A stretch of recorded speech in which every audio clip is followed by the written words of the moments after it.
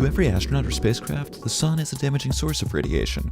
All objects traveling through space must contend with this hazard, including planets. Even the moon has the scars to prove it. New NASA research suggests that some of the coloration we see on the moon could actually be a form of sunburn. The leading hypothesis is that the magnetic fields are blocking some portion of the solar wind from reaching the surface. The solar wind is the sun's continuous outflow of particles and radiation that fills the inner solar system. Earth's magnetic field provides a strong global shield against it.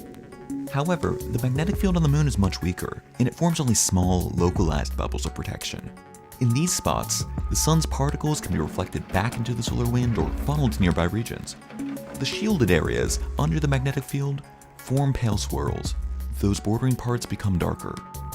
The contrast is so prominent, we can actually see it from Earth. The magnetic fields in some region are locally acting as this magnetic sunscreen. You know, sometimes you put on sunscreen and you miss like a tiny little bit, and then you have a really bright red spot on your skin where you missed it. That's in some ways the analogy of this sort of region of the moon that is extra exposed.